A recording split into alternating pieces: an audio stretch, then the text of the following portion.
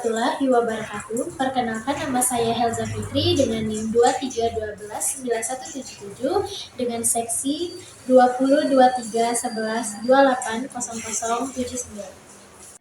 Pada video ini saya akan menjelaskan materi terkait bisnis model Canvas. Yang pertama, kita akan memahami terlebih dahulu bisnis model. Bisnis model atau model bisnis merupakan sebuah konsep atau model dasar yang memberikan penjelasan bagaimana sebuah usaha dapat memberikan keuntungan. Melalui komponen ini, bisnis tidak akan berjalan tanpa arah, sebab mereka sudah mengetahui apa produk yang ia ciptakan serta target pasar yang akan dituju. Bisnis model berbeda dengan bisnis plan. Komponen ini lebih fokus kepada bagaimana mendapatkan profit atau mendapatkan keuntungan dari bisnis yang sedang kita jalankan. Nah, beberapa bagian di dalam bisnis menurut B-Plans secara sederhana, model bisnis dapat digambarkan menjadi 3 bagian. Bagian-bagian itu yang pertama yaitu jenis produk yang dihasilkan dan ketersediaan tenaga kerja dalam membuat produk tersebut, strategi pemasaran yang dilakukan, distribusi, pengiriman, hingga proses penjualan, strategi harga yang digunakan, serta metode pembayaran dari pelanggan. Bisa disimpulkan bahwa bisnis model sangat penting dibuat oleh bisnis baru. Bahkan, bisnis yang sudah mapan pun membutuhkan komponen ini, sebab permintaan pasar dan persaingan bisnis akan selalu berubah dari waktu ke waktu. Selanjutnya, kita akan masuk pada macam-macam model bisnis yang sedang berkembang di era saat ini. Yang pertama, franchise. Konsep dari model ini adalah ketika ada seseorang ingin memulai bisnis, tidak perlu membuat bisnis sendiri dari awal. Cukup menggunakan model yang sudah ada dari brand tertentu. Kemudian, membayar uang, kompensasi kerjasama. Salah satu restoran terkenal yang menggunakan model ini adalah McDonald's. Yang kedua, marketplace. Marketplace adalah bisnis model yang mempertemukan antara penjual dan pembeli secara online atau secara daring, dan biasanya menggunakan situs web ataupun aplikasi. Yang ketiga, yaitu dropship. Sebagai dropshipper, kamu menjual barang kepada konsumen melalui toko online kamu, tetapi produk tersebut datang dari pihak lain. Dropship dinilai keuntungannya relatif kecil karena pendapatnya dihitung selisih modal untuk membeli produk dan harga yang diberikan kepada konsumen. Yang keempat, melalui subscription. Bisnis model ini menerapkan bisnis di mana pelanggan akan dikenakan biaya pelangganan untuk mendapatkan akses dari layanan tersebut. Contohnya saat ini kita bisa lihat pada penggunaan aplikasi Netflix dan YouTube. Yang kelima, manufaktur. Dalam model bisnis ini, biasanya perusahaan atau pabrik akan membuat sebuah produk dan menjualnya untuk mendapatkan profit atau keuntungan. Saat melakukan penjualan, manufaktur akan langsung menjualnya kepada konsumen atau bahkan kepada pihak ketiga. Lanjut, kita akan membahas mengenai bisnis model Canvas.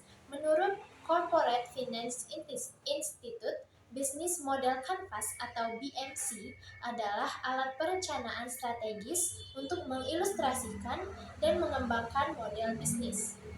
BMC merupakan kerangka sederhana yang memudahkan kita untuk menentukan kelanjutan dari ide bisnis.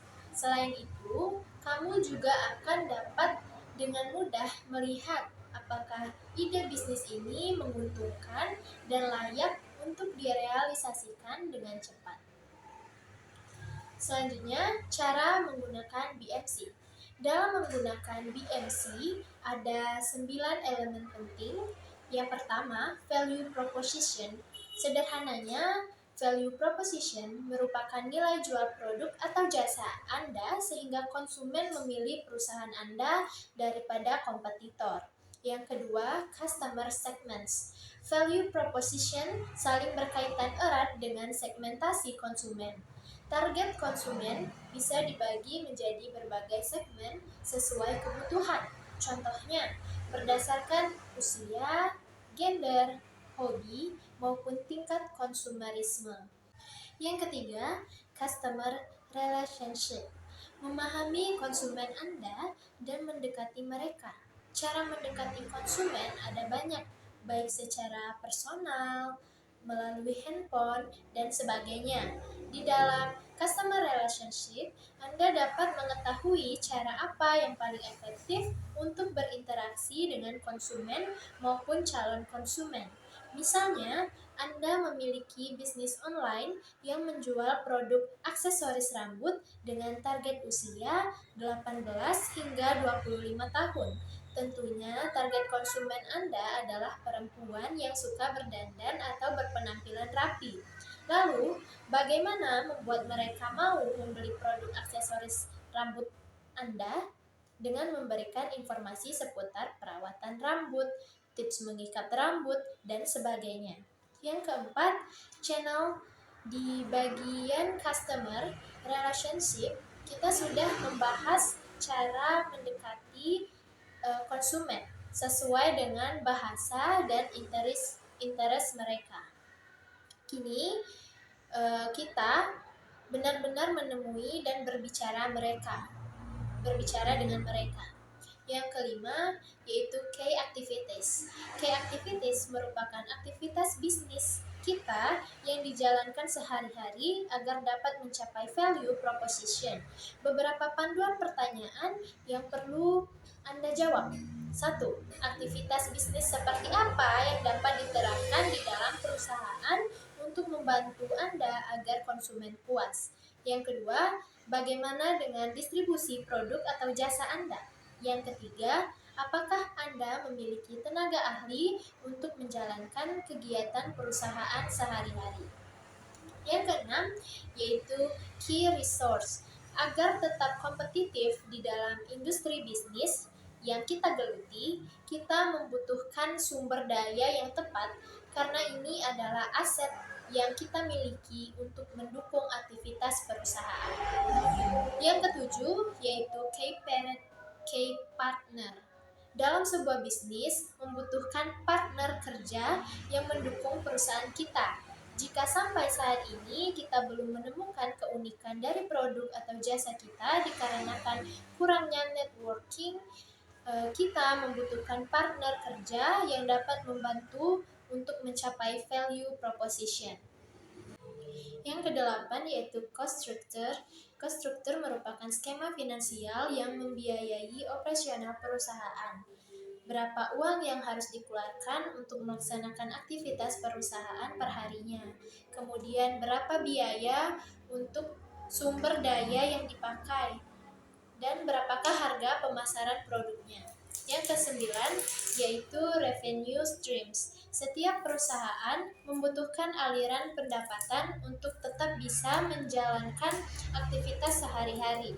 Revenue stream merupakan sebuah sumber pendapatan perusahaan dari berbagai sumber seperti hasil penjualan, dividen, dan sebagainya. Selanjutnya yaitu modal kanvas dan kaitannya. Tujuan bisnis model kanvas adalah membantu para pemilik bisnis atau entrepreneur untuk memetakan dan mengkomunikasikan aspek-aspek kunci dari model bisnis mereka dengan cara yang mudah dipahami oleh orang lain.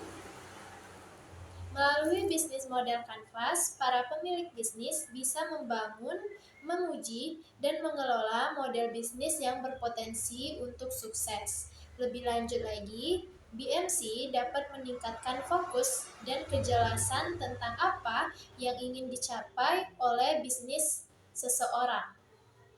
Selain itu, BMC bisa jadi salah satu media untuk mengidentifikasikan kekuatan dan kelemahan dari model bisnis, mencari ide-ide baru, serta mengembangkan bisnis untuk jangka waktu yang panjang. Baiklah, sekian penjelasan saya mengenai model bisnis kanvas. Sampai jumpa di lain kesempatan. Wassalamualaikum warahmatullahi wabarakatuh. You don't even know